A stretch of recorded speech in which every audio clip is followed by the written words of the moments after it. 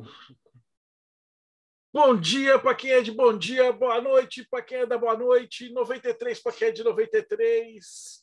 E eu acho que foi tudo, né? Se você recebeu a notificação do YouTube, está assistindo mais um Bate-Papo Mayhem, que agora virou Boteco Mayhem. E dessa vez a gente mudou nessa temporada. Não sou mais só eu, e agora a gente tem vários convidados aqui, né? Então, diretamente do Mayhem, Rodrigo Elutarque. Salve, pessoal. Em busca da mediunidade nunca tida ou perdida, ou qualquer coisa. E dos reinos enoquianos, Ulisses Massad. Salve, galera. Se tem um assunto que eu gosto, é estado alterado de consciência. Também do Morte Súbita, diretamente, o irmão malvado do Teoria da Conspiração, Thiago Tamussauskas. Boa noite, pessoal. É mediunidade, estados alterados de consciência na prática mágica. Só aí tem umas 4 hashtags que todo mundo aqui gosta.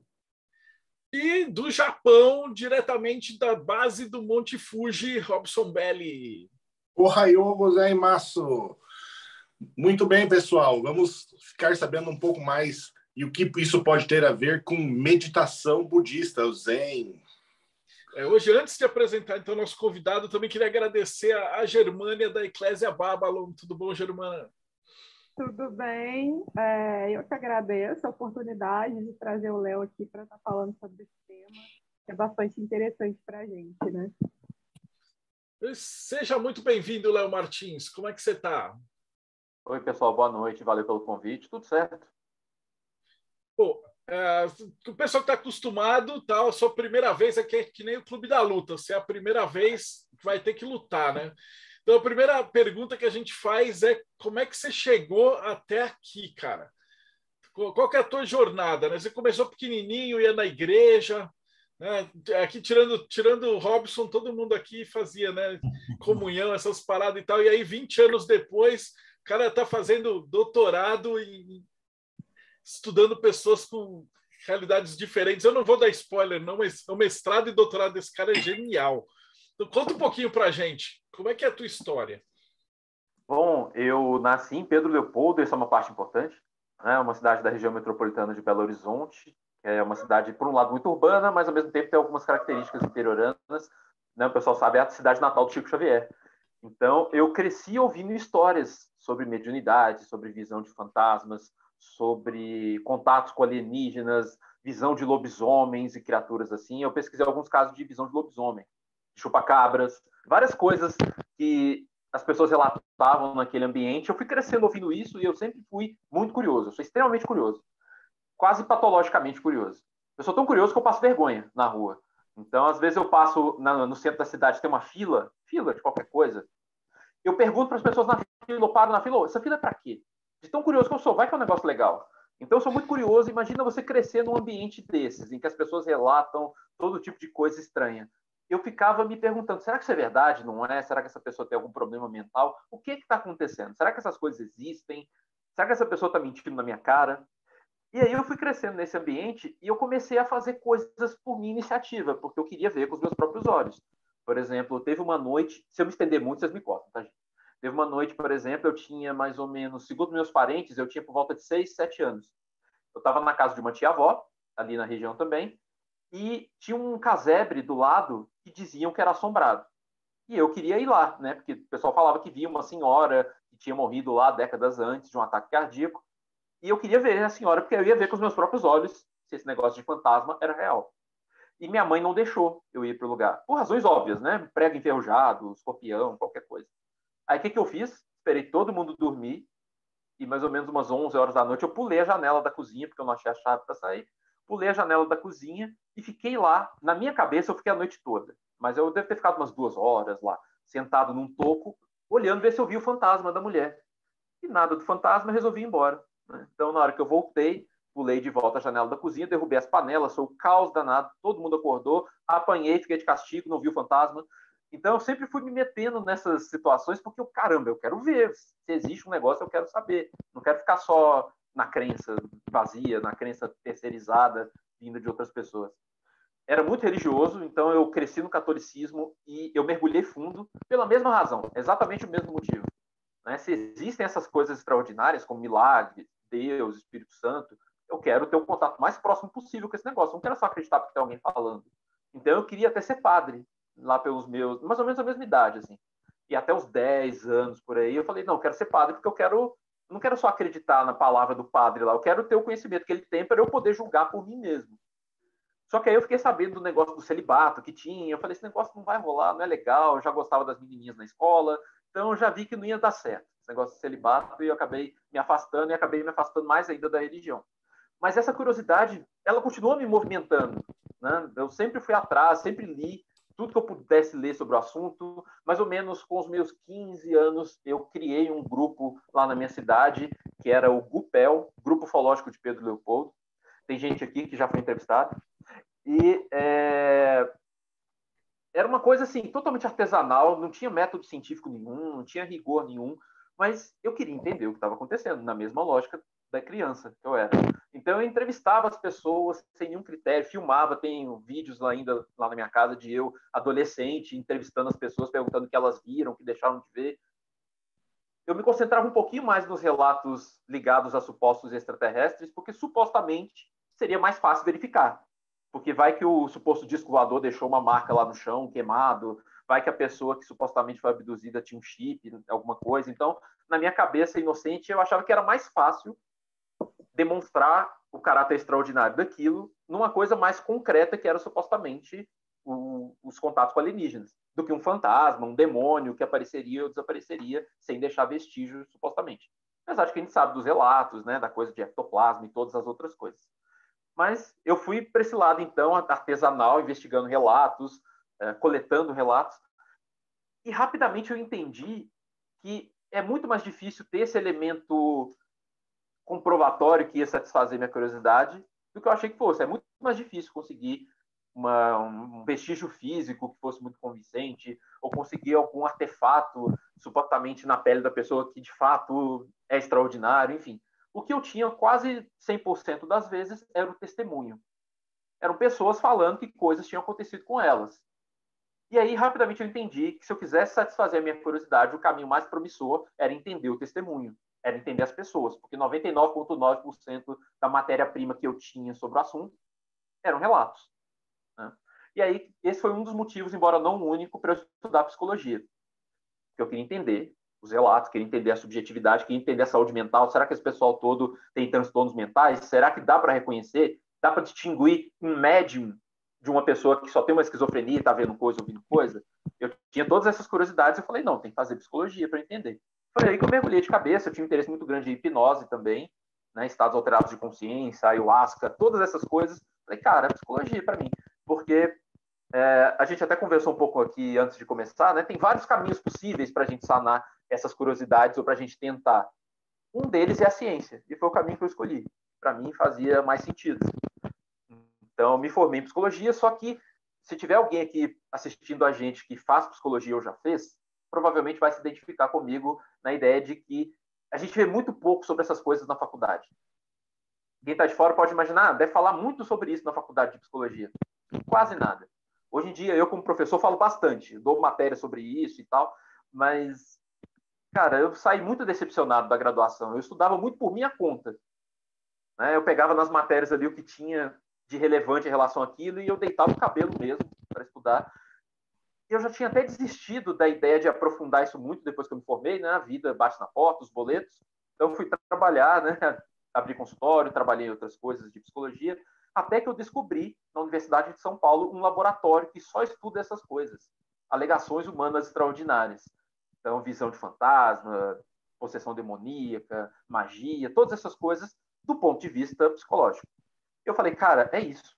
Né? Então, fui fazer mestrado, passei no processo seletivo lá, fiz o mestrado, depois fiz o doutorado, depois fiz o pós-doutorado e me tornei professor colaborador lá no Instituto de Psicologia da USP, que é onde eu estou alocado hoje. Eu trabalho lá na USP, sou orientador de mestrado e doutorado, só sobre esses assuntos.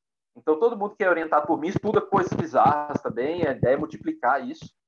Né? Então, hoje eu sou um cientista dedicado ao estudo desses temas bizarros. Então, essa foi minha porta de entrada e nós estamos aí até hoje. É mais ocultista que 90% dos ocultistas da internet, né? Cara, que sensacional isso. Estou aqui de queixo caído pelos teus estudos aí, muito interessante. Assim, eu já estou pensando em um monte de perguntas. A primeira coisa assim, que me vem à cabeça, sem ser o advogado do diabo, separar as coisas. O que é esquizofrenia? O que é mediunidade? O que é hipnose? Essas coisas vão... Desculpa, mas colocar tudo em caixinha para a gente poder entender. Essa conversa vai muito longe, mas falando de forma simples e rápida, existem critérios razoáveis para a gente reconhecer o que seria um transtorno mental do que não seria. Porque quando a gente fala mediunidade, você está colocando no pacote 1 milhão de coisas, né? Inclusive coisas cientificamente não verificáveis, pelo menos a princípio. Então, a pergunta talvez mais fácil de se fazer cientificamente, pelo menos para começar, é como distinguir transtornos mentais de experiências religiosas saudáveis. E aí, se essa experiência religiosa saudável se deve a Deus, ao sobrenatural, ou a propriedades humanas saudáveis do cérebro, enfim, isso é uma segunda discussão. Então, acho que a primeira base da discussão é essa. Nós estamos lidando com vozes na cabeça da pessoa porque ela tem uma esquizofrenia, ou isso é alguma outra coisa, mas que não é patológica. Nessa primeira distinção, a gente tem alguns critérios que as pesquisas mostram, são basicamente 9 critérios, se a gente for resumir todos eles, a gente chega a 9. Tem 9 coisas que a gente tem que olhar e se, dependendo da direção que vai nesses 9 critérios, você consegue falar com uma segurança bastante razoável se a pessoa tem um transtorno mental e tudo aquilo que ela está falando de Deus, ou de mediunidade, de espírito, ou de ETs, vai para o pacote do transtorno mental, ou se vai para o pacote do seja lá o que for, não é transtorno mental. Né? Não vou alongar muito. Eu ia te pedir para você falar um pouquinho dessas partes, porque muita gente que procura a gente, está acompanhando e tal, às vezes o cara acha que tem mediunidade, todo mundo que é médium que eu conheço, nesses 25 anos, já passou algum tempo que ele olhou e falou assim, será que eu sou louco? Né? Então, como é que a pessoa que escutou voz ou alguma coisa, ela pode fazer uma primeira etapa, assim, falar assim, eu sou louco ou eu tenho alguma coisa diferente? Então, como eu sou da psicologia, eu vou ser chato nesse ponto, né? Eu só tenho receio de estimular as pessoas a fazer um autodiagnóstico. Isso é complicado, não se deve fazer, né? Diagnóstico é para profissional. Mas tem algumas coisas que talvez possam movimentar essa pessoa para ela pensar se ela deve procurar ajuda ou não. Né? Falar, talvez tenha um negócio aqui que eu tenha que olhar com mais cuidado, ou então não, acho que está super de boa e tal. Então, não quero que as pessoas se diagnostiquem, mas talvez eu possa ajudar um pouco com esses critérios para as pessoas terem uma noção inicial e tomar um curso de ação. Né?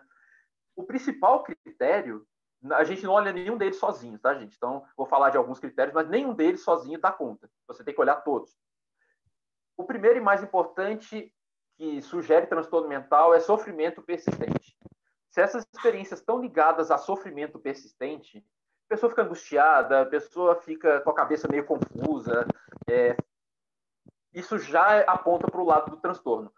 É tranquilo você ter sofrimento no começo, porque o negócio está começando a acontecer, você não sabe direito o que é, as pessoas falam que isso tem a ver com loucura, aí você fica meio na dúvida.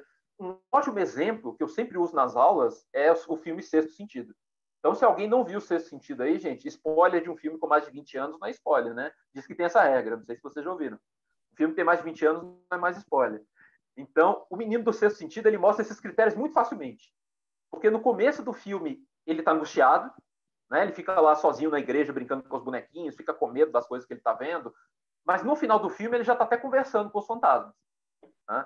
Então, pode ter essa angústia no começo e ela progredir naturalmente conforme a pessoa vai acumulando vivências para uma certa tranquilidade, ou às vezes nem isso, nem essa angústia inicial tem, porque às vezes o contexto social explica, a pessoa cresce num ambiente religioso e as pessoas vão falando, não, isso daí é mediunidade, não, isso daí é dom do Espírito Santo. E às vezes essa explicação já é suficiente para a pessoa ficar de boa, né? Então, sofrimento persistente, Desculpa, mas por outro lado, se a pessoa está num contexto religioso que demoniza essa experiência dela, isso acaba piorando a situação, né? E aí mesmo se não transtorno, acaba virando. Com certeza. Quando a gente fala de transtorno mental, tá vendo que os assuntos vão ramificando em outros, né? Quando a gente fala de transtorno mental, não necessariamente nós estamos falando de transtorno de base, ou seja, um transtorno que é o alicerce para aquela experiência. A experiência pode começar saudável e por conta de uma série de fatores, por exemplo, a demonização da experiência dela, aquilo pode ramificar para um transtorno. Então, o transtorno pode estar numa ponta ou na outra. Eu estou olhando todos esses casos aqui, desses critérios, mas a causa do transtorno podem ser muitas, a depender do que a gente está falando. Mas o primeiro critério, então, que a gente olha é sofrimento persistente. O segundo critério que a gente olha são os prejuízos sociais e ocupacionais que a pessoa pode ter. Então, quando a pessoa está tendo um surto psicótico, ela não consegue trabalhar, ela não consegue bater um papo numa relação assim saudável com um amigo, com uma namorada, a pessoa não consegue se concentrar para estudar. É um negócio extremamente disruptivo, incômodo, atrapalha mesmo. Enquanto que a pessoa que tem essas experiências, mas é saudável, ela tipicamente consegue administrar. Você não vê a pessoa, por exemplo, que é um médium experiente no centro espírita e que é mentalmente saudável, você não vê ele, tipo, sei lá, tem que estudar para o concurso e ele fica assim com os supostos espíritos, cala a boca, o que eu estou estudando? Ai, meu Deus, não estou aguentando mais essas vozes na minha cabeça. É uma coisa mais tranquila de se administrar. A pessoa consegue viver a vida dela com uma competência razoavelmente boa.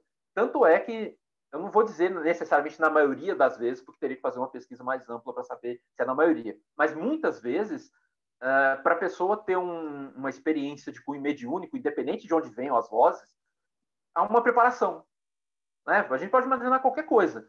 Lá no candomblé, a pessoa não vira no santo, tá no supermercado e ela vira no santo. Ou então, um médium espírita, ele está lá no ônibus, ele começa a psicografar no banco do ônibus. É uma coisa que tem uma preparação para aquilo acontecer, então não vai te atrapalhar tipicamente, pode excepcionalmente atrapalhar, mas tipicamente não vai atrapalhar você de fazer as coisas, não vai te atrapalhar de namorar, de trabalhar, nada disso. Então, prejuízos sociais e ocupacionais, quando eles acontecem com frequência, é uma outra coisa que pode indicar uma patologia. E aí tem vários. Um que você mencionou, Marcelo, é atitude crítica. Pessoas que têm um transtorno mental do tipo aí dos transtornos psicóticos, né, esquizofrenia, transtorno esquizoafetivo, essa família toda, durante o surto psicótico, o senso crítico vai para o espaço. É um negócio que na psiquiatria é chamado de certeza psicótica. A pessoa tem certeza que está rolando. Ela tem certeza que a voz é real e que é o, sei lá o quê, é o satélite de TV da Rede Globo que está tentando colocar palavras na cabeça dela. Ela tem certeza. Então, quando a pessoa fala, será que eu estou ficando louco? Isso já é uma coisa sugestiva de saúde mental. Porque o senso crítico está preservado. Ela sabe que, caramba, isso não é muito normal de acontecer, né? Isso pode ser coisa da minha cabeça. Lembrando que você tem que olhar todos os critérios juntos. Mas esse é um dos que a gente olha, atitude crítica preservada. E aí as pessoas vivem me procurando vários casos supostamente paranormais, sobrenaturais, que eu pesquisei ao longo dos anos, chegaram a mim por causa disso. A pessoa fala, Léo, olha, acontece um negócio comigo, eu não sei se eu sou doido, e eu sei que você é psicólogo e tal, você mexe com isso.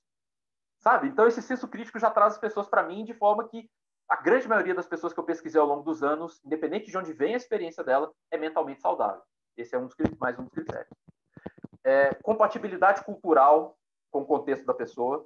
Então, se naquele contexto cultural dela, na religião dela, no país dela, seja lá onde for, é esperado que certas coisas aconteçam, e se acontece com ela de forma muito parecida com o que aquele contexto preconiza, isso já é um possível indicador de saúde mental.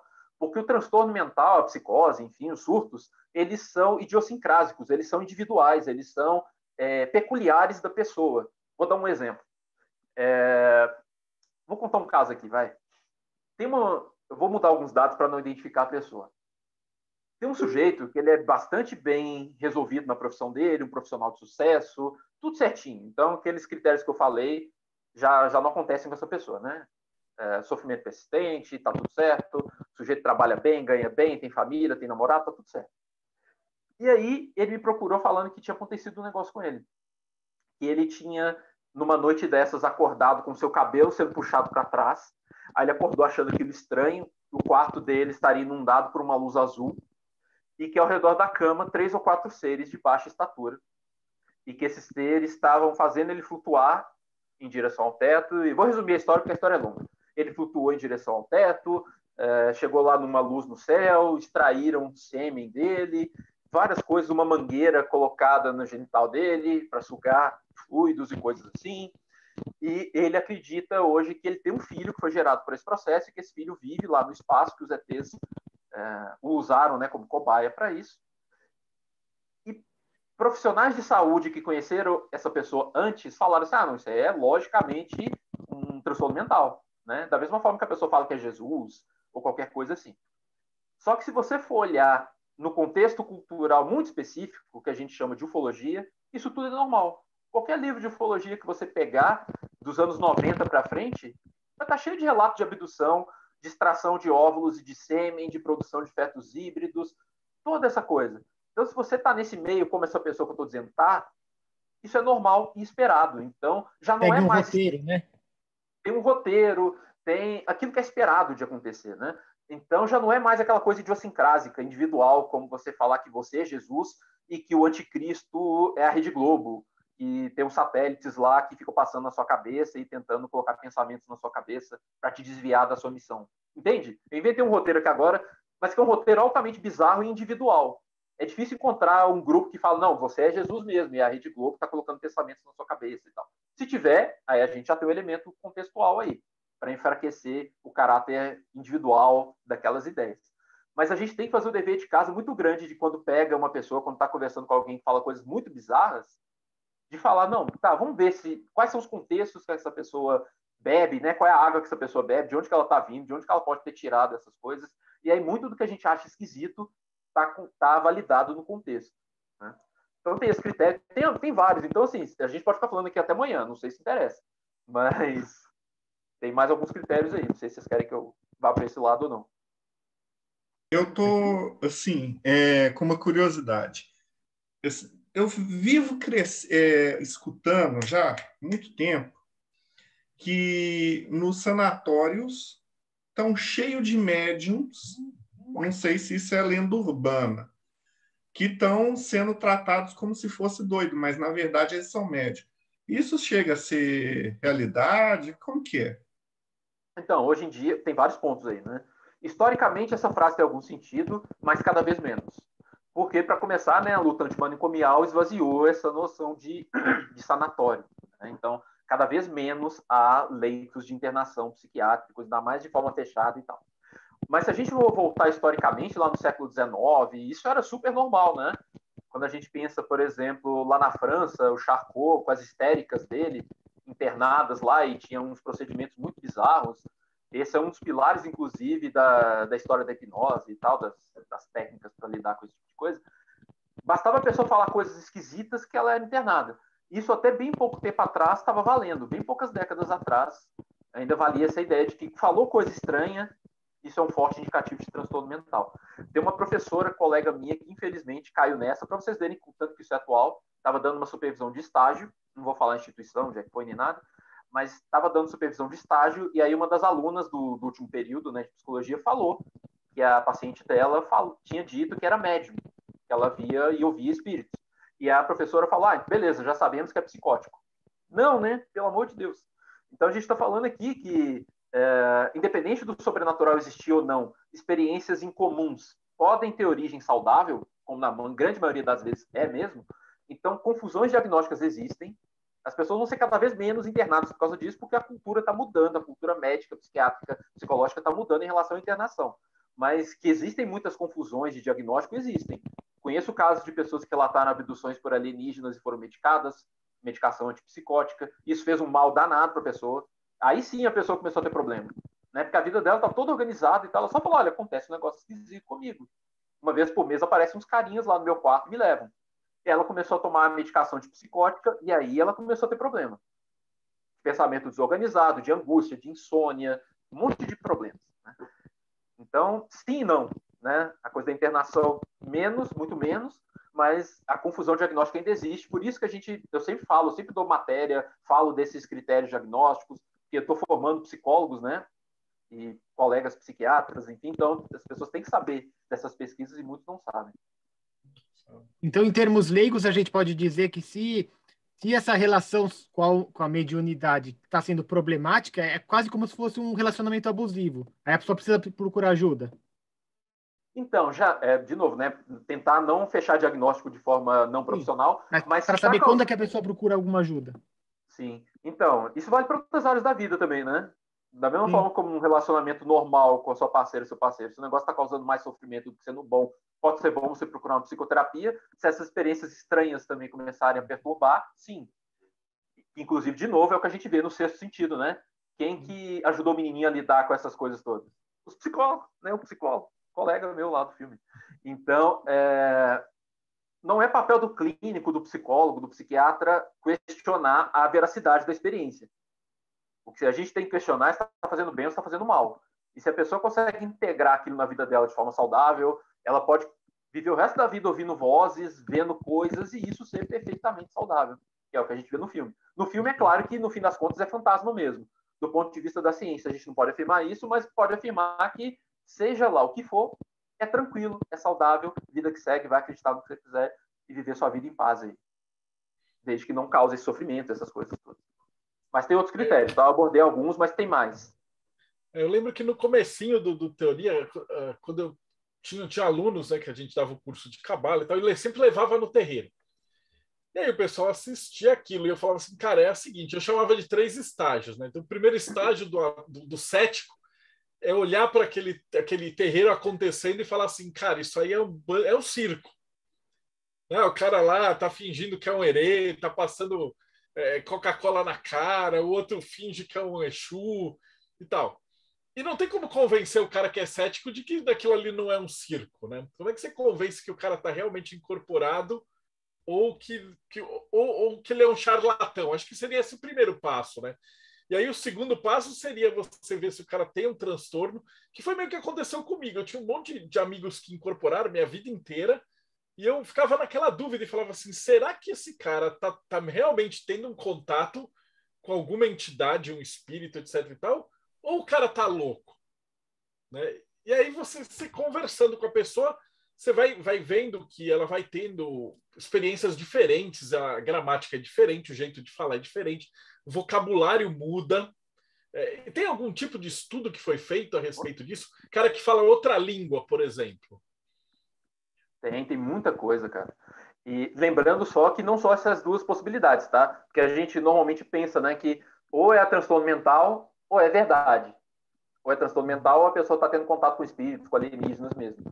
Existem várias outras possibilidades no meio do caminho, como, por exemplo, essas experiências serem geradas pelo cérebro, só que um cérebro saudável. Essa é uma possibilidade que tem muita coisa também que a gente poderia falar.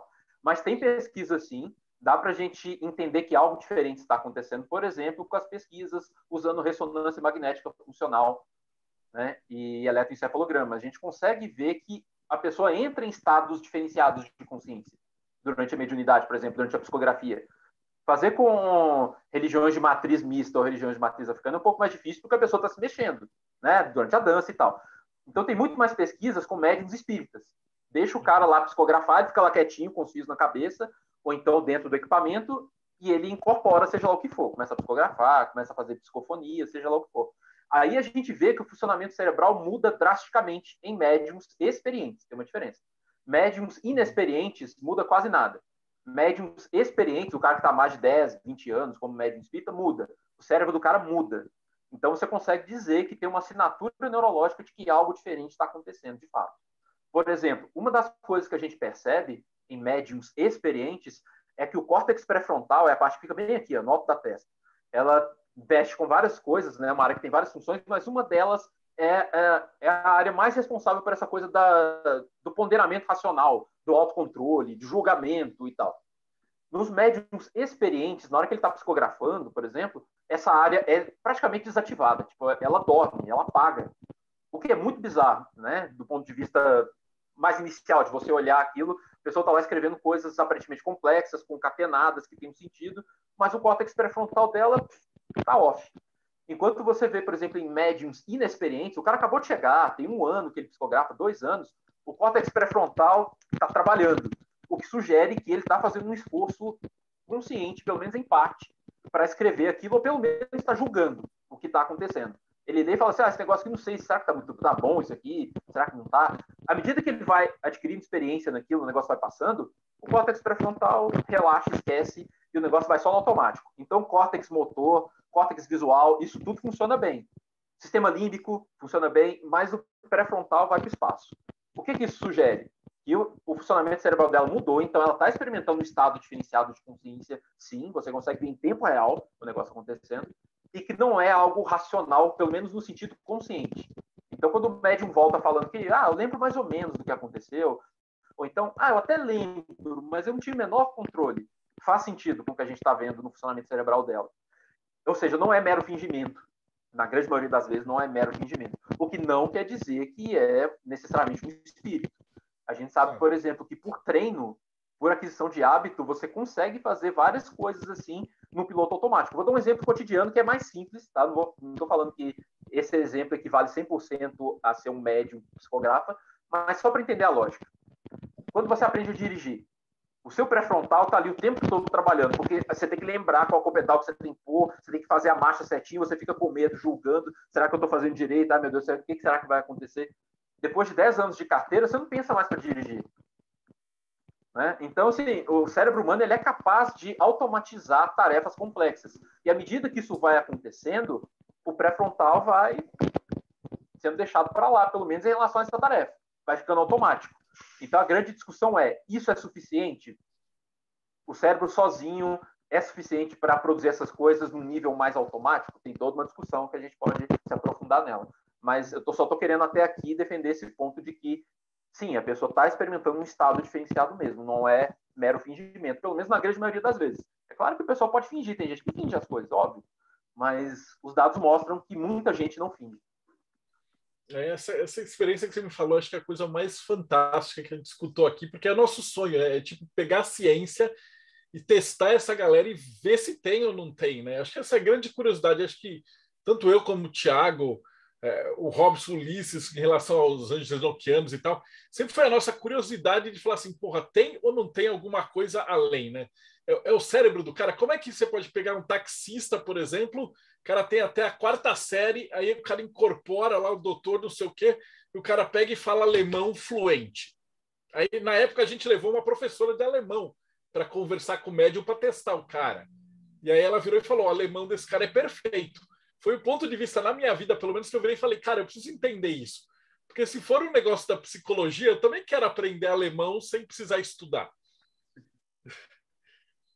E foi um ponto, assim, para mim foi muito importante, porque eu falei assim, cara, como é que o cara está falando uma língua que ele não tem nenhum contato, ele não tem nenhuma experiência, não tem filme, não é algo que você vê na televisão, e de repente o cara incorpora lá e fala fluente, e a gente trouxe. Na época a gente fazia umas experiências científicas bem nas coxas, assim, tipo, tinha um amigo nosso que tinha um bafômetro, então a gente costumava ir no terreiro e aí media, ficava um cara lá incorporando, outro cara na assistência, dosando, tomava igual, depois media os dois, aí a gente via que ali, testado, o médium não estava bêbado. Então são Tem coisas um assim, livro claro, que você não fala consegue de... provar nada, né? Mas é um negócio científico, né? Tem um livro que chama Universo Holográfico, que fala de experiências anômalas e tal, e numa certa altura ele comenta sobre pessoas com múltiplas personalidades.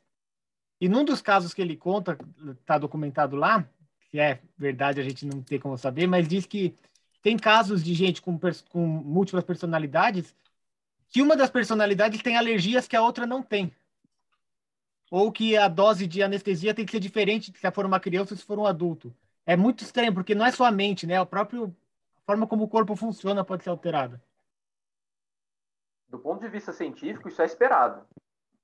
E que aquilo que a gente chama de mente tem a correspondência no corpo muito imediata. Então, coisas como alergia e tal, não é completamente surpreendente que um fenômeno mental como uma personalidade, por exemplo, diferente da outra, vai gerar repercussões no corpo, isso é esperado. Mas, de fato, tem esses dados, tem pesquisa sobre isso e é bem legal. A gente consegue, por hipnose, produzir alguns desses fenômenos, inclusive. Então, por exemplo, pessoas altamente hipnotizáveis, você consegue... Assim, não que você devesse fazer isso, tá? Não deve. Mas tinha umas pesquisas muito bizarras, né, em décadas passadas, quando não tinha comitê de ética e essas coisas. Dá para você fazer coisas do tipo hipnotizar uma pessoa e falar com ela quando ela está em transe profundo, algo do tipo: eu vou encostar em você agora um ferro em brasa. Na verdade, você encosta o dedo. Eu vou te encostar agora um ferro em brasa. Você encosta, a pessoa grita e tira o braço e fica um vergão no braço dela. Quem produziu esse vergão? Ela mesma, né? Aquilo que a gente chama de psicossomática. Então, você consegue produzir no seu corpo efeitos que vêm da sua cabeça. A gente não sabe até onde isso vai, qual é o limite disso. Mas, de fato, tem registro disso, de personalidades diferentes da mesma pessoa terem, uma tem alergia, outra não tem, e outras coisas assim. Tem muita pesquisa interessante nessa área. E tem alguma pesquisa científica que, digamos assim, consegue induzir esses estados que a gente trata como mediunidade? Ah, sim, a gente faz muito isso. Só que tem uma série de fatores delicados, né, gente? Tudo que a gente vai fazer tem o lado ético. Então, não dá para a gente sair atropelando as coisas como se fazia em décadas passadas. O que a gente faz normalmente é pegar pessoas que já são médiums ou qualquer coisa assim e, com a colaboração dela, fazer o que tem que fazer, medir o que tem que medir, quando ela, por vontade própria, entra nesses estados. Né? É o que normalmente se faz. Mas vou dar só um exemplo de que dá para induzir experiências ditas espirituais, inclusive de forma a sugerir que o cérebro tem um papel muito grande nisso. Um neurocientista canadense chamado Michael Persinger, ele morreu recentemente, inclusive, ele foi o pioneiro disso e agora tem várias pesquisas continuando esse trabalho inicial dele. Ele fundou uma área que às vezes é chamada de neuroteologia, tentando entender como que o cérebro pode produzir experiências religiosas. Se vocês jogarem depois aí no Google a expressão capacete de Deus, ou em inglês God Helmet, vocês vão ver um capacete que parece aquele capacete de futebol americano, só que cheio de eletrodos, né? E ele colocava nos seus voluntários e ativava certas áreas do cérebro alternadamente, às vezes não ativava nenhuma, para ver a reação das pessoas. E, resumindo muito a ópera, ele notou que o lobo temporal esquerdo, ele fica bem aqui em cima da orelha, é uma parte do cérebro que dá essa voltinha aqui, ela tem uma relação muito forte com experiências ditas espirituais. Então, quando você estimula essa área em laboratório, o pessoal vê coisa, o pessoal ouve coisa, tem sensação de uma presença, que aí ela pode atribuir essa presença a Deus, a alienígena, seja lá o que for. Algumas pessoas têm experiências fora do corpo. Então, o Persinger e outros neurocientistas passaram a defender a ideia de que o cérebro como um todo, mas com um pouco de ênfase, o lobo temporal esquerdo, tem um papel muito forte nessas experiências, inclusive de forma espontânea. O fato de você fazer isso em laboratório te dá um certo controle de perceber que aquela área é importante e tal. Mas isso pode acontecer espontaneamente. Vou dar um exemplo da ficção que todo mundo conhece. De novo, spoiler de filme que tem mais de 20 anos, então, azar. Tem um filme do John Travolta chamado Fenômeno. Não sei se vocês já viram esse filme. Ele vê uma luz no céu e ele começa a profetizar coisas, ver coisas e tal. E no final do filme você descobre que ele tem um tumor no lobo temporal esquerdo, que está produzindo essas experiências. Então, tumores podem produzir experiências desse tipo. A epilepsia, se der descarga, as descargas no lugar certo, por exemplo, no lobo temporal esquerdo. Isso quer dizer que todas as experiências têm essa mesma explicação? Não. É um fenômeno guarda-chuva. Tem várias coisas que cabem nesse guarda-chuva. Várias coisas podem causar vozes, várias coisas podem causar experiência fora do corpo, mas uma delas, pelo menos que a gente sabe, é estimulação de certas áreas cerebrais com ênfase nessa. Legal. Porque uma discussão que sempre tem é se o médium nasce ou se ele pode ser treinado, né? Sim. Já ouvi várias opiniões diferentes sobre isso, e é interessante saber o que a ciência diz. Então, tem pesquisa sobre isso também. A gente sabe várias coisas. Existem certas características que são da pessoa. Vamos fazer aqui uma comparação com traços de personalidade, coisas que a pessoa vai desenvolvendo desde criança e passa pela adolescência e ela desenvolve, que torna mais provável que ela tenha experiências estranhas. E aí, se essa característica casa com um ambiente que estimula isso, por exemplo, viver num país como o Brasil, que tem muito centro espírita, ou tem muito ilê de candomblé, enfim, isso tudo vai aumentando a chance disso acontecer. Só que, ao mesmo tempo, quando as pessoas têm um pouquinho menos dessa característica, isso não quer dizer que ela está desligada dessa possibilidade. Não é uma chavinha que é on-off. É uma gradação, é uma régua. Né? Uma dessas características, por exemplo, a gente chama de transliminaridade. O nome é esquisito, mas é fácil de entender. Vou usar uma analogia para entender o que é transliminaridade. Imagina que isso aqui é a parte consciente da sua mente, isso aqui é o seu inconsciente, o famoso inconsciente. Né? E, a princípio, são duas coisas diferentes. Então, o seu inconsciente se manifesta quando você está sonhando, se manifesta, segundo a psicanálise, nos seus atos falhos e por aí vai. E o seu consciente é aquilo que você dá conta de saber voluntariamente e tal. Existe uma separação, a princípio, entre essas duas. Essa fronteira aqui, para algumas pessoas, essa fronteira ela é mais esburacada. E para outras pessoas, ela é menos. Para as pessoas em que essa fronteira ela é menos esburacada, ela é mais rígida, ela é mais fechada, são aquelas pessoas que têm transliminaridade baixa. Ou seja, tem muito pouco fluxo de informação entre o inconsciente e a consciência. Sabe? São pessoas que se lembram um pouco dos seus sonhos, são pessoas que muito pouco vai ter chance de ouvir vozes vindo da cabeça, lá das profundezas, enfim.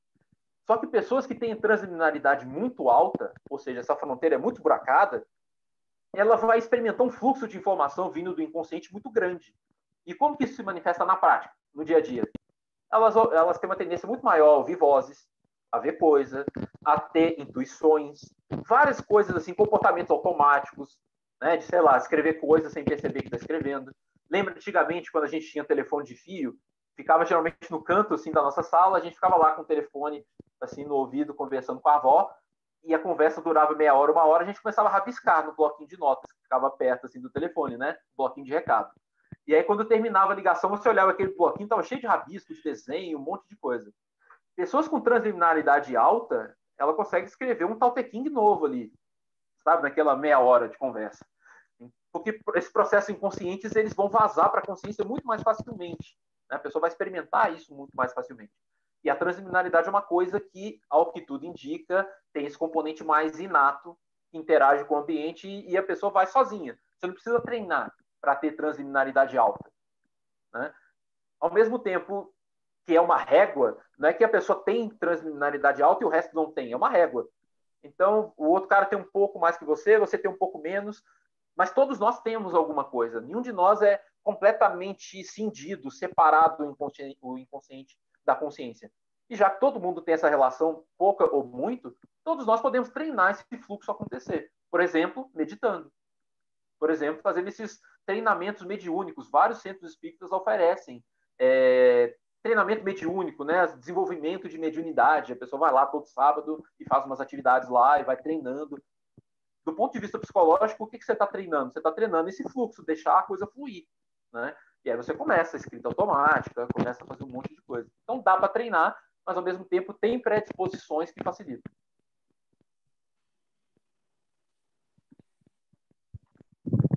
Eu estou com um monte de pergunta aqui, dúvida, mas o Robson parece que está querendo falar alguma coisa. Eu quero falar sobre hipnose, estados alterados de consciência e também sobre esse treinamento. Robson. Pode perguntar. Não, pode perguntar você. Eu ia perguntar se essa transliminaridade pode ser desenvolvida. E ele falou, ele encerrou falando sobre isso. Eu ia falar se os processos mágicos, as práticas mágicas, podem ser um meio de aumentar esse processo de transliminaridade.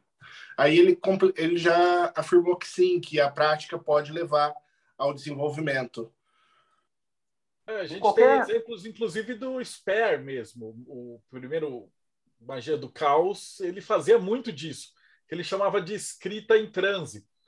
Né? E aí o cara entrava num transe mediúnico e fazia os desenhos, os sigilos, as evocações, tudo nesse formato. E a minha primeira pergunta ia ser a respeito da hipnose, do estado de hipnose. Se ele vê a diferença entre o estado induzido de hipnose, de transe da hipnose e o estado de mediunidade de um espírita. Se ele vê a diferença entre um e outro. Tem diferenças, mas tem semelhanças. Então, tem alguns pontos de conexão e tem pontos de diferença. Nos dois casos, a gente está falando de estados diferenciados de consciência. Eu não vou nem usar a expressão, vocês devem ter notado que eu estou tomando cuidado para não falar estados alterados de consciência, porque é um termo que já ficou banalizado. Então, cada um já tem a sua visão interna do que é um estado alterado de consciência. Então, estou de propósito escolhendo outras palavras para ficar uma coisa mais ambígua mesmo. Nos dois casos, a gente está falando de estados diferenciados de consciência mesmo. Só que esses estados alterados, eles podem beber de capacidades humanas universais, que todo mundo tem, e aí faz sentido quando os espíritas dizem, por exemplo, que todo mundo é médium, aí faz algum sentido, pelo menos nesse âmbito, todo mundo tem essas capacidades, alguns mais, outros menos, mas todo mundo tem. Mas, ao mesmo tempo, começam as diferenças, porque mediunidade e hipnose são duas coisas que também têm um elemento cultural muito forte, mas muito forte mesmo. Vou dar um exemplo. Quando você compara médiums brasileiros com médiums britânicos, o que está rolando? O conteúdo das psicografias, o conteúdo das psicofonias, tem pesquisas mostrando que a diferença é enorme. E qual que é a diferença? O conteúdo da experiência é fortemente coincidente com a cultura de onde a pessoa vem.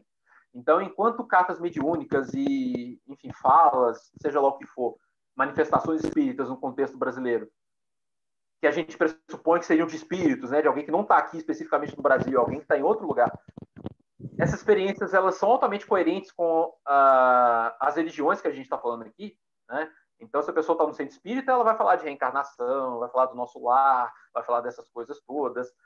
Se a pessoa está no ilê de candomblé, ela vai falar das entidades que são ditas ali. Mas se a pessoa está na Inglaterra, e eu tive a oportunidade, inclusive, de fazer pesquisa lá, de ir lá para falar com essa galera, entrevistar e tudo mais, o conteúdo vai ser muito mais anglicano, vai ser muito mais relacionado com as religiões de lá, de calvinismo, essas coisas. O médium psicografa uma carta, você vai ler a carta não está falando de reencarnação, ela está falando de ressurreição da alma, ela está falando dos pressupostos daquele contexto religioso, né? Tem um outro exemplo muito legal que mostra a influência da cultura também. Fizeram umas pesquisas muito legais sobre a língua dos anjos. Sabe essa história de, em certas religiões evangélicas, o pessoal começa a falar a língua dos anjos, essa coisa toda? O pessoal... Bloqueando Ulisses. O pessoal tá zoando internamente aí, né? Eles fizeram uma pesquisa, uma análise de conteúdo da linguagem dos anjos, o que o pessoal fala no Brasil e nos Estados Unidos. O que eles descobriram? A gente está supondo aqui, vamos pensar pela crença da galera lá, que é a língua dos anjos, né? Então, os anjos lá, seja lá onde for que eles estão, eles falam daquele jeito. Só que eles foram analisar os fonemas, entre várias outras coisas, eles viram que lá nos Estados Unidos, a linguagem dos anjos é cheia de fonemas do inglês. Por exemplo, o the, eu não vou saber falar certo, né? O TH, né? O the, né? Aquele som do THE, THO, que a gente não tem aqui no Brasil, não tem na língua portuguesa, né? Então, a língua dos anjos lá é cheia de TH. E aqui não aparece essa língua. Então, assim, ou são anjos de tribos diferentes, ou a gente está falando de uma influência cultural muito específica, né? Aconteceu a mesma coisa lá, essas pesquisas não são de agora, tá, gente? No século XIX, lá na França, tinha uma médium espírita bastante famosa, que é a Helene Smith. E a Helene Smith, ela, inclusive, aí vocês devem até conhecer mais que eu, vocês devem ter ouvido falar dela, porque ela é uma médium bem famosa aí, nos círculos esotéricos, enfim. E, entre outras coisas, ela dizia que ela saía do corpo e nessas experiências fora do corpo, ela ia ao planeta Marte. Chegava lá, via a galera, ela voltou falando que tinha a civilização marciana lá, ela fez desenhos. Se você jogar na internet, você acha os desenhos dela. Os marcianos usavam sandália gladiador, tinham umas ovelhas lá que eles criavam e tal, eles usavam saiotes, enfim. E ela conta que ela foi lá tantas vezes que ela aprendeu o idioma marciano. Então, ela falava marcianês.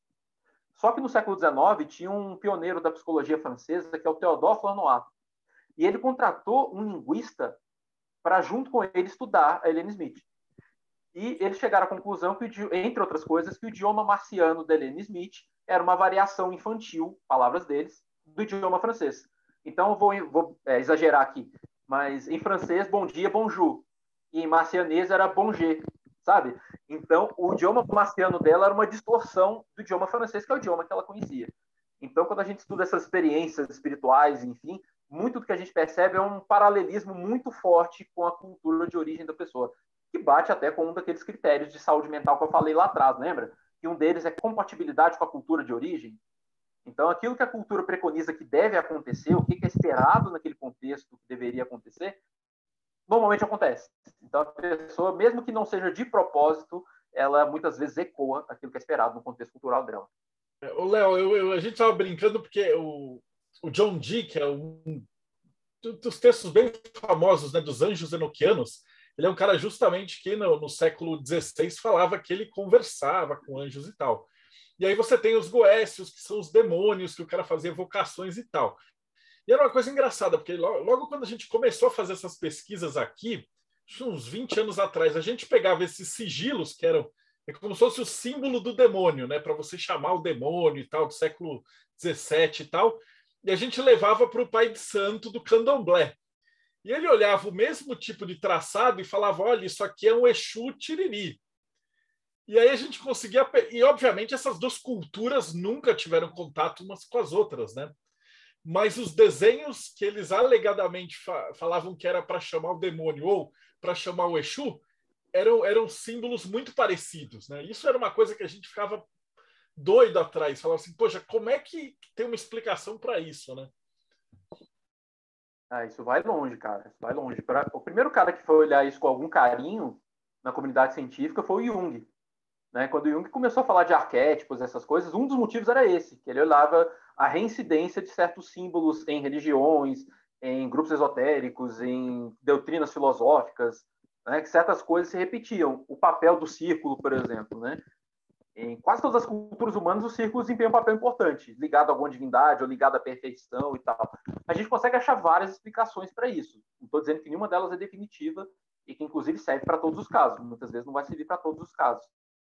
Mas é possível a gente pensar em explicações não sobrenaturais para a coincidência de símbolos. Tá? Uma delas é... vamos dizer assim, como é que eu falo isso? O fato de certos símbolos serem muito básicos e eles vão acabar se repetindo justamente para esse caráter básico. Vou dar um exemplo mais fácil. Em certos lugares, o pessoal fala muito que culturas que não se conheceram, né, os egípcios, os maias, não sei o quê, todos eles fazem templos em forma de pirâmide. E aí a galera fala, nossa, então pirâmide deve ter um negócio especial aí dessa forma, tal, deve ter alguma coisa sobrenatural, ou, as energias que essa forma geométrica inspira e tal, tal, tal. Mas tem uma explicação muito mais simples para ter tantos templos em forma de pirâmide, que é o jeito mais fácil de empilhar pedra. Simples assim. Então, assim, isso não quer dizer que isso explica todos os casos, só estou dando um exemplo de uma variável que é puramente humana, que justifica uma figura geométrica se repetir em diferentes lugares. Esse é um ponto. Não explica tudo, com certeza não, mas esse é um dos pontos. Outro ponto, tem uma coisa que a gente... Um dos vieses humanos que a gente tem, né, é a tal da padronicidade, a nossa tendência a ver padrões. Então, a gente sabe que isso vem da seleção natural, foi muito útil para a sobrevivência da espécie humana, você conectar coisas, né? Então, você sai da caverna lá, você é um homem das cavernas, sai da uma caverna lá uma bela manhã, e o seu colega lá da sua tribo come uma frutinha que apareceu na árvore ali, 5, 10 minutos depois ele está estribuchando no chão e morre. É útil para a nossa espécie ter a capacidade de olhar para esses dois acontecimentos e falar, ué, aí tem, né? Não vou comer essa frutinha. Então, você juntar coisas que não necessariamente são juntadas, né? Você fazer essas conexões, isso é útil para a sobrevivência, não só da nossa espécie, outros animais também fazem isso. Só que, como efeito colateral, hoje nós somos exímios reconhecedores de padrões. Quer esses padrões estejam lá de fato, quer eles não estejam. Então, um grande exemplo disso são as teorias da conspiração. Elas não viveriam se não fosse essa capacidade nossa, né? O fulano falou isso e aconteceu aquilo, então as duas coisas estão relacionadas, existe uma conspiração aí e tal. Como que isso se aplica ao caso? Como a gente está procurando padrões o tempo todo, é muito fácil a gente, estudando religiões, por exemplo, a gente começar a enxergar pontos de conexão. Porque a gente já está fazendo isso, a gente já está procurando sem saber, é involuntário, é inconsciente. Então, tem tanta coisa acontecendo, tem tantas religiões, tantos símbolos, tanta coisa, que você vai começar a encontrar conexões.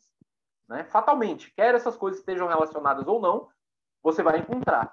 Um exemplo clássico que o pessoal da antropologia odeia profundamente, jamais fale para um antropólogo sobre isso, é o Joseph Campbell. Sabe o Joseph Campbell, o poder do mito, aquele negócio todo? Cara, quando eu conheci o Joseph Campbell, eu fiquei apaixonado. Eu falei, cara, esse negócio é fantástico, esse cara descobriu o ouro. Né?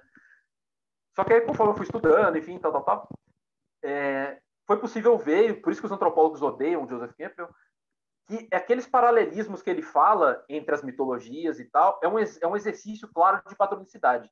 Quando ele fala que o mito tal coincide tremendamente com o mito tal, lá da Mesopotâmia, que não tem relação nenhuma, ele está ignorando o mesmo número de casos, ou até mais casos, em que aquele padrão não se repete. Sabe? Então, se você for pensar, sei lá, numa deusa que tem essa ou aquela característica, se você procurar demais, vai aparecer mais umas 2 ou 3.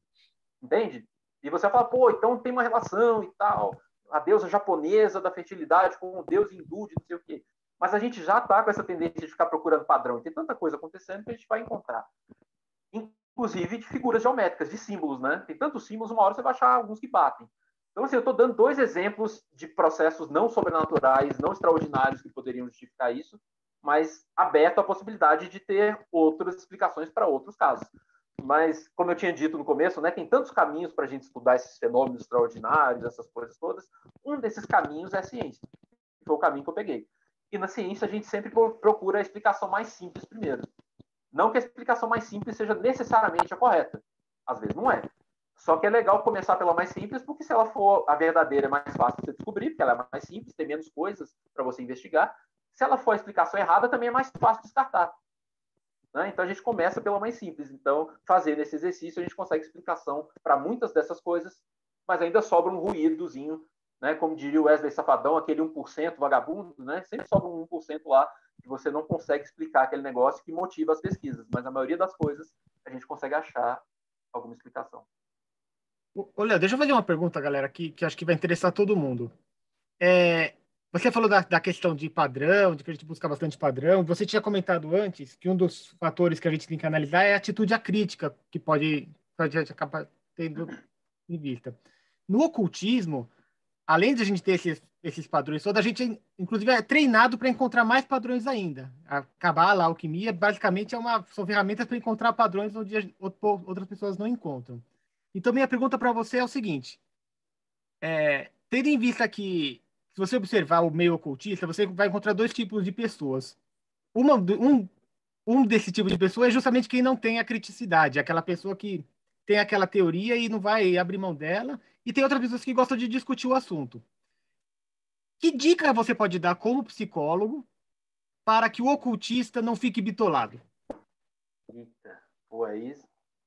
eu não sei se eu tenho esse poder todo, não, mas vamos lá. Acho que vale para tudo, sabe? Isso eu falo para os alunos também.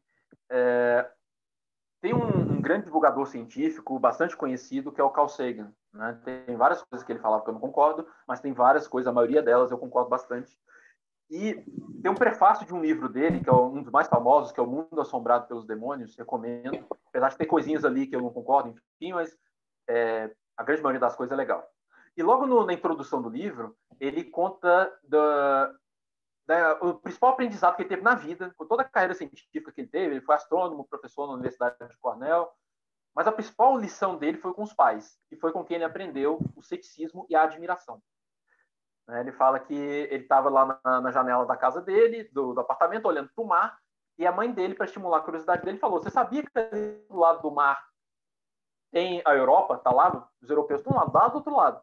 E ele, criança, ele conta que ele espremeu os olhos assim, e ele achou que ele estava vendo alguma coisa se mover lá perto do horizonte. Ele falou: eu acho que eu consigo ver eles daqui. E a mãe dele falou: não, você não consegue. E ele ficou: diabos, né? Como que ela sabe? Ela não está dentro da minha cabeça para saber o que eu estou vendo. Como que ela sabe que eu não estou vendo? Foi onde ele aprendeu, ele começou a pensar sobre ceticismo. E ele conta que na mesma época o pai dele levou ele para a Feira Mundial de Nova York, a famosa Feira Mundial de Nova York de 1939, se eu não me engano, que trazia as novidades científicas da época, e foi quando ele começou a se apaixonar pela ciência e tal. Então ele defende, e eu concordo totalmente com ele, isso vale não só para cientistas, mas acho que vale para todo mundo, é a gente desenvolver esse equilíbrio entre o ceticismo e a admiração. A capacidade, o ceticismo não aquele sentido da palavra cético, que é o senso comum. O cético é aquele, segundo o senso comum, que duvida de tudo. O cético é aquele que põe a mão no ouvido e fala lá, não quero saber. Isso não é cético. Isso é só cabeça dura. Né? O cético é aquele cara que fala assim: tá, isso aí que você está dizendo, você tirou de onde? Você verificou esse negócio? Você tem certeza?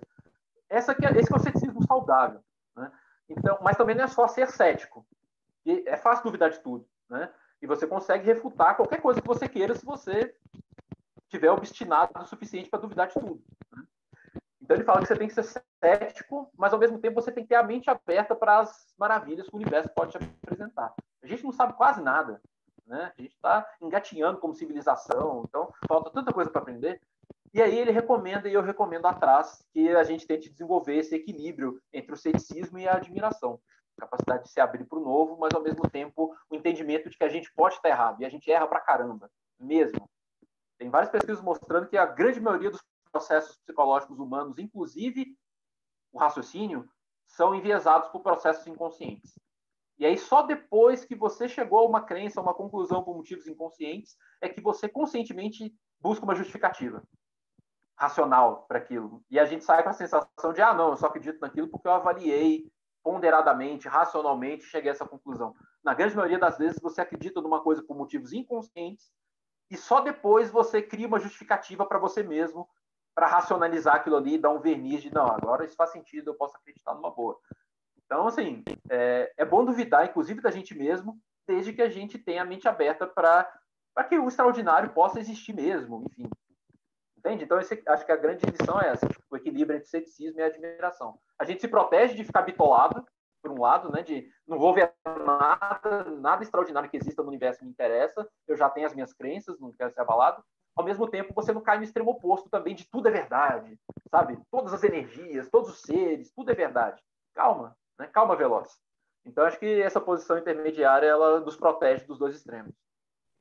Léo, No ocultismo, a gente sempre busca os estados diferenciados de consciência para ter as experiências que cada um tem como objetivo.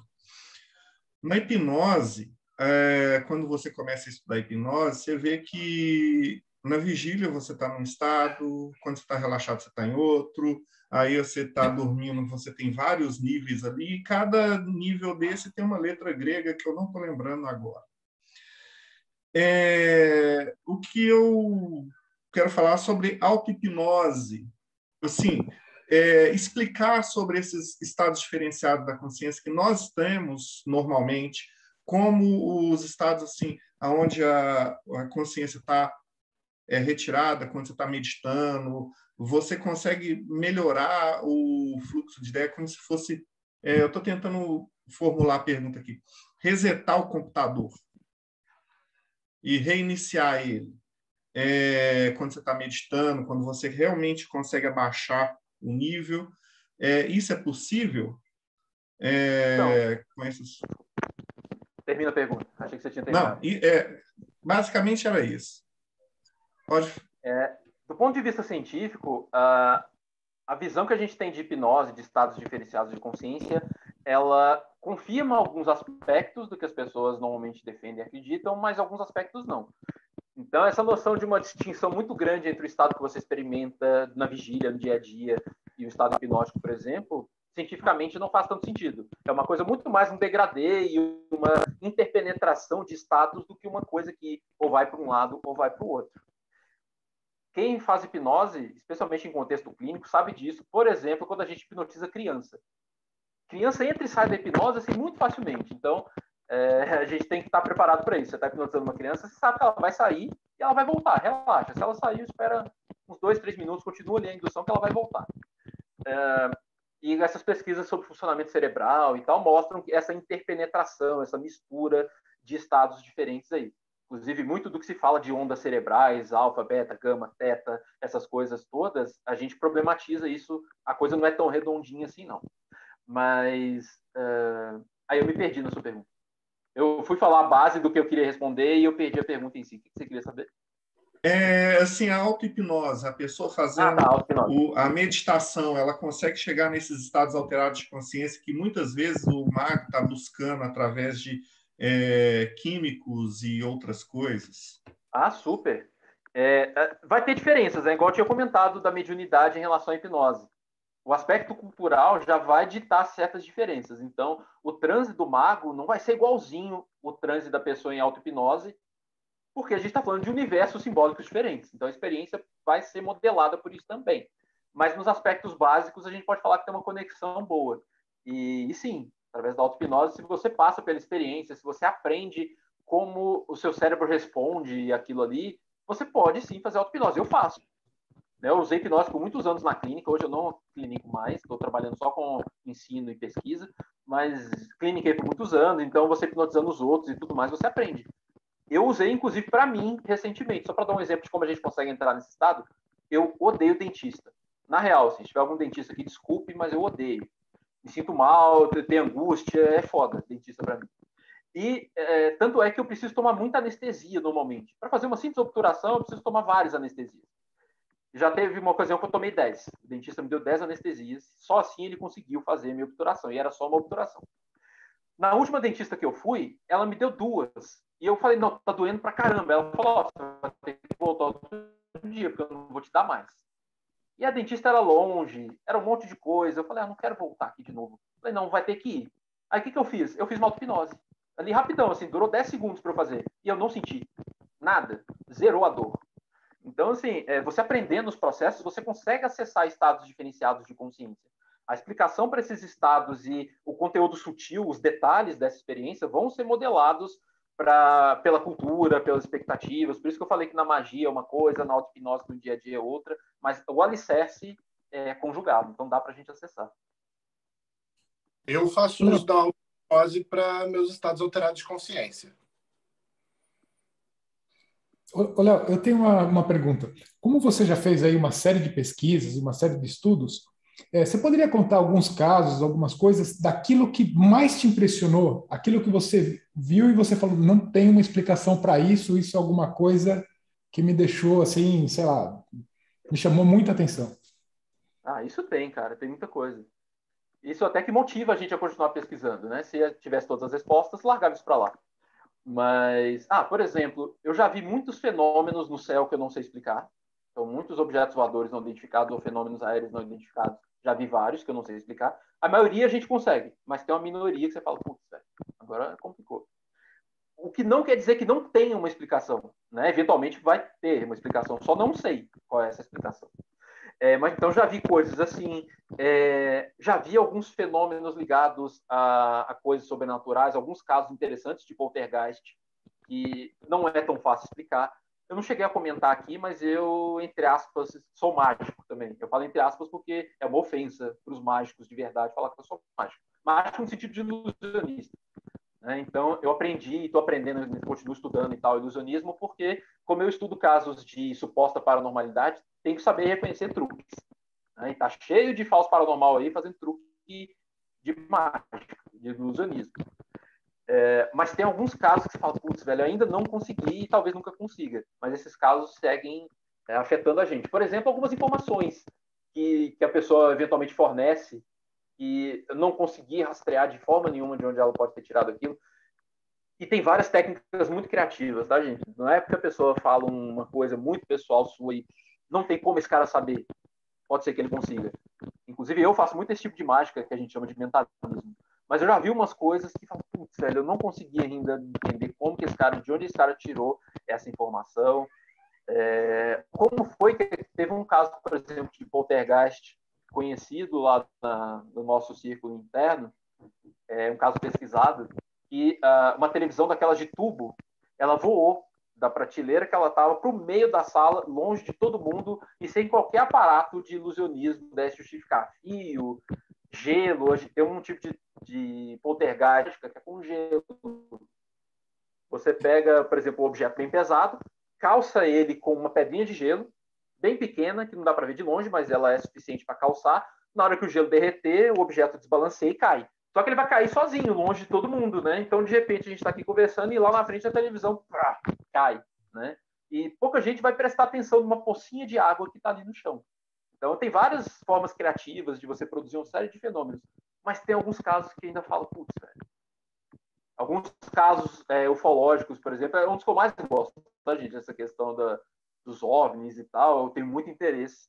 Tem casos ufológicos, assim, o caso do ET de Varginha, por exemplo. Eu sou um dos que pesquisou e ainda pesquiso o caso do ET de Varginha, já fui lá 1 milhão de vezes. Cara, eu não sei o que aconteceu. Tem tanta coisa bizarra envolvendo o caso do ET de Varginha que eu não sei o que aconteceu. A pesquisa continua. Então, assim, tem muita coisa interessante. Eu gosto muito da parte dos fenômenos de mediunidade, né? Então a gente tem os relatos da galera da Jurema, por exemplo, que o cara toma a Jurema, e aí o mestre vem e fala com a pessoa: olha, eu fui fulano de tal, eu morei na cidade tal, meu corpo está enterrado no lugar tal. E aí o cara viaja até essa cidade, o cara nunca viu na vida, vai no cemitério e tá lá o nome do tal do mestre, né? Inclusive isso é uma das provas de iniciação e tal. E é uma coisa que você fala, pô, como é que o cara tem essa informação no subconsciente, né? Um negócio que é uma imaginação tão criativa, né? Eu não conseguiria imaginar um mestre que ia falar assim, eu estou enterrado no cemitério tal, na cidade lá do Nordeste. E aí você vai na desgraça da cidade e tá lá o nome do cara no cemitério, né? Nesses relatos eu acho a coisa mais fantástica, assim. Então, Que nem algumas coisas o legais. Cat fala, né? Desculpa. Não, fala aí. Não, só completar que é que nem o Lomil do Cat fala que é tudo coisa da sua cabeça. Você só não sabe quão grande a sua cabeça é. Achei genial essa frase dele. Pode falar, Léo.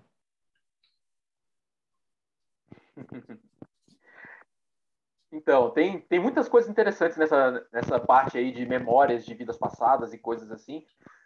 Vocês devem já ter ouvido falar, uma parte de vocês já deve ter ouvido falar do Ian Stevenson, né, um psiquiatra que ficou bastante famoso por ter pesquisado casos de histórias de reencarnação de crianças muito novas.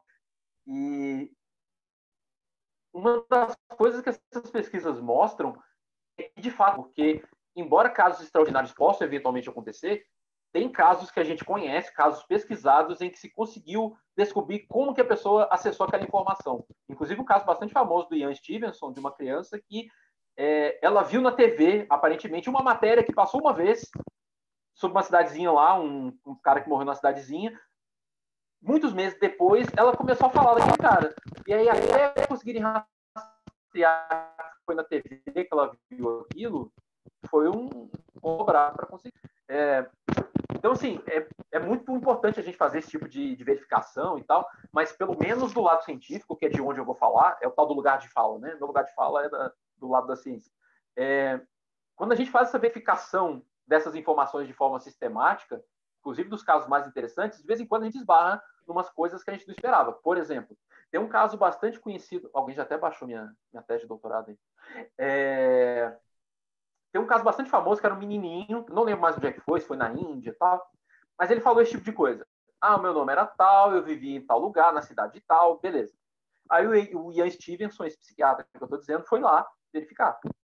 Descobriu o nome do cara, descobriu vários detalhes lá e tal que confirmariam. E se você parasse naquilo ali, beleza, falando, não tem jeito. Menininho de 5 anos de idade, lá no Camboja, sei lá onde, falando de um negócio lá na China e tal. Só que vários detalhes que esse menino deu ao mesmo tempo eram bizarramente errados. Então, o mesmo menino que falava, olha, eu tinha uma unha encravada no pé direito, era o mesmo menino que falava assim, olha, a minha casa lá nessa rua era uma casa de esquina, que era a casa do fulano. Você ia lá, a casa de esquina não era a casa onde deveria ser, nem tem, sabe? Tipo, então, várias informações básicas também estavam erradas, mostrando que vai ser muito mais complexo do que a gente imagina no começo, né? De novo, a nossa tendência a ver.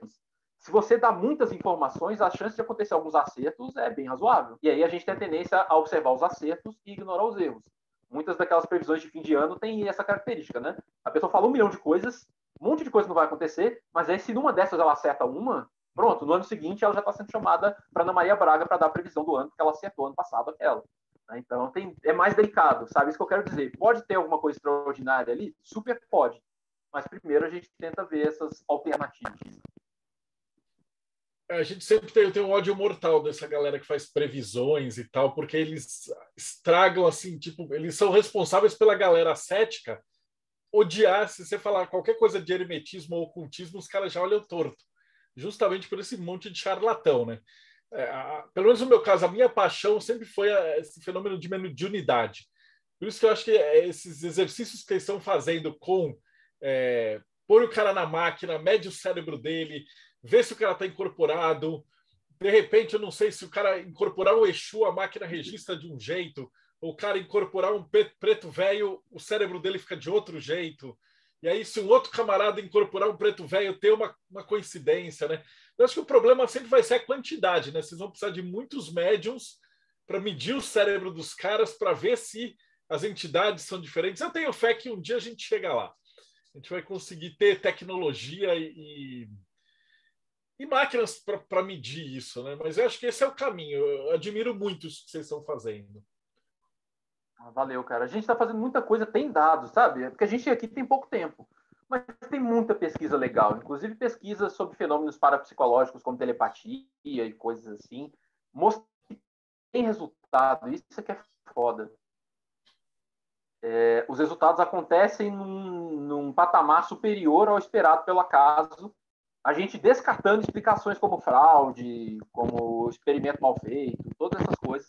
Então, assim, é um assunto que vai longe, e só para apimentar, já que vocês falaram de meditação e hipnose, nesses estudos sobre telepatia, os scores, os resultados são mais altos entre pessoas que são meditadoras experientes. Então, se o cara pratica meditação, por exemplo, os scores deles, os resultados deles são mais altos. Você fala, putz, o negócio ficou mais complicado ainda, né? Então, não é um assunto fácil. E tem resultados experimentais interessantes. Não estou dizendo que telepatia existe, só estou dizendo que tem resultados enigmáticos que apontam para esse lado. A gente ainda está trabalhando neles, mas a seta está apontada para o lado de algo está acontecendo. Eu gosto muito também daquele exercício que eles fizeram com inteligência artificial que avaliava o texto mediúnico, né? E aí via que realmente as chaves, palavra-chave, gramática e tal, era de pessoas diferentes e tal. Eu acho que esse é mais ou menos o caminho. Um dia a ciência vai chegar lá. Então, ou tem espírito ou não tem, né? Ou tem um anjo, ou tem um alien, ou qualquer coisa. Mas, eventualmente, eu acho que um dia a gente vai descobrir o que está acontecendo. E para a gente que estuda hermetismo mesmo, qualquer resposta está certa. Então, se tem espírito, está ótimo. Se não tem espírito, também está ótimo. Mas só de a gente descobrir, né, o que faz o camarada tá lá rodando e, de repente, o cara incorporou um Exu e está conversando com um tom de voz diferente, trejeito diferente, maneira de se comportar totalmente diferente e tal. Isso eu acho que já é uma base de que muita gente que entra no ocultismo e tal tem com a mesma dúvida que você, né? Ele quer saber o que está acontecendo, né? E eu fico feliz de ter grupos que tá fazendo esse tipo de estudo sério. E aí a gente já está chegando aqui, por mais que... Eu ia falar, a gente já está chegando no final e ia te perguntar, né? E o pessoal que está fazendo esse estudo, como é que a gente te acha, né? Como é que a gente... Cara, o jeito mais fácil que eu faço divulgação científica no Instagram, no @ideltapsi, tudo escrito, né? E lá eu estou sempre divulgando os eventos, os posts são todos sobre esses assuntos, então vai ter um monte de esquisitice lá nos posts sobre poltergeist, sobre alienígenas, sobre todas essas coisas dentro das nossas pesquisas. Então, quem quiser, confere lá no @ideltapsi no Instagram. Inclusive os eventos que a gente faz, as coisas lá na USP, tudo eu anuncio por lá. De repente a gente vai ter uma galera da mediunidade que, se vocês precisarem para medir e tal, muita gente assiste a gente. Então, eu acho legal, você que está assistindo a gente, escutando a gente, e você tem algum fenômeno, alguma coisa e tal, entrar em contato, porque para eles é legal. Quanto mais gente eles tiverem para estudar, melhor para todo mundo, né? Com certeza. Pô, Léo, eu queria te agradecer demais, cara, foi muito legal esse bate-papo, muito fantástico. Obrigadão mesmo pelo teu tempo. Valeu, Germânia, por ter trazido aqui. E, povo, algumas considerações finais? Rodrigo? Eu agradeço, hein? Eu quero agradecer vocês pelo convite. Não sei se vai dar tempo, mas obrigado pelo convite. Foi muito legal conhecer vocês. Já conheci a Germânia, agora espero ter mais contato com vocês daqui para frente. Cara, a gente tem contato com tanto nego que tem tanta coisa doida, assim, principalmente nessa área de mediunidade e tal, que a gente vai trocar umas figurinhas aí. Eu achei muita gente ia ser legal de colocar os eletrodos na cabeça para ver o que acontece, né? Quando o cara incorpora. Gente, mas foi sensacional, cara. O assunto é demais, assim, né? Acho que a curiosidade de todos. Léo, muito obrigado, cara. Assim, acho que esclareceu uma série de coisas e atiçou, né, a curiosidade. Tanto que a gente imagina que esses fenômenos só acontecem dentro de um mundinho, né? A gente está acostumado a conversar com pessoas que esse tipo de assunto é algo natural. É muito legal saber que fora disso, lá na academia, tem gente estudando esse tipo de coisa e chegando em situações que não tem uma conclusão ainda exata, né? Muito bacana mesmo. Eu nunca vou esquecer a gente com o bafômetro, assim, tipo, se achando os cientistas, né? E tentando no método científico, né? Então pega os caras de peso igual, mede quanto de pinga um toma, vê, e daí depois faz os bafômetros. Então, de uma certa maneira, a gente está aqui, só que a gente é amador. Eu fico muito feliz de saber que tem galera profissional agora também com máquinas profissionais e metodologia e tal, vendo isso, cara. Então, brigadão de coração, Léo. Foi muito, muito fantástico. Marcelo, e quem passou no teste do bafômetro e quer saber mais sobre o Projeto Mayhem, como é que faz? O Projeto Mayhem, ele é um grupo da galera curiosa, né? Como o Léo falou, a gente é curioso, então a galera que está se juntando para ver isso. Então a gente, no começo da pandemia, começou a entrevistar o pessoal de ordens iniciáticas, grupo de candomblé, de umbanda, quimbanda, satanista, druidismo. Eu acho que essa entrevista é de número 270, Léo, para você ter ideia. Então a gente já entrevistou gente, se você precisar de voluntário depois, a gente tem gente da umbanda, da quimbanda, do satanismo, de anjo, de tudo que você imaginar. Então é até legal se você quiser falar, pô, eu preciso de alguma coisa, o Mayhem está à tua disposição para a gente se propor a tentar achar esses médiums e ver disponibilidade de tudo, né? E isso só é possível graças à ajuda de vocês. Então a gente tem a revista do Hermetismo, tem o pessoal um outro Léo que também transforma isso aqui em áudio, em podcast, e as coisas, e aí esses gastos a galera se cotiza, né? via Catarse. Então, é catarse.me/TDC. Lembrando que tipo, toda a grana que a gente arrecada lá, a gente converte e o que sobra em cada mês vai para os nossos projetos de hospitalaria, né? Então a gente tem a ONG Infância Azul, o Instituto Curumim e vários outros grupos. Todo mês, alguma loja maçônica apresenta algum grupo que está precisando de alguma coisa, então a gente contribui com isso daí. É isso, galera. Chegamos então ao final de mais um programa. Então, brigadão, Rodrigo, que está com a gente. Palavras finais. Salve, pessoal. Despedindo. Assim, eu queria um pouco mais de método científico entre os ocultistas, ia valer muito nos experimentos que eles fazem em casa, um pouco mais de pensamento crítico, um pouco mais de pesquisa, isso ia ser fantástico. E esse bate-papo aqui com o Léo Martins foi top mesmo. Aprendi Maravilha. muito. Robson Belli, suas considerações finais. O tempo é pouco e o assunto é interessante demais. Eu acho que merecia uma parte 2. Sério mesmo. Então já vamos agendar isso daí. Tiago Tomussauskas, considerações papo de finais. altíssimo nível, 2022 está indo muito bem até agora. Só tenho a agradecer ao Léo e com certeza vamos convidar ele para outras oportunidades para falar sobre outros assuntos, que ele domina vários outros assuntos também que a gente já viu. Belezinha. Germânia Gonçalves, direto da Eclésia.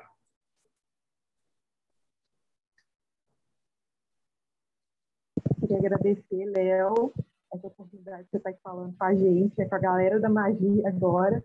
E você está sempre aí divulgando seus trabalhos no meio, né? E agora você está com a gente.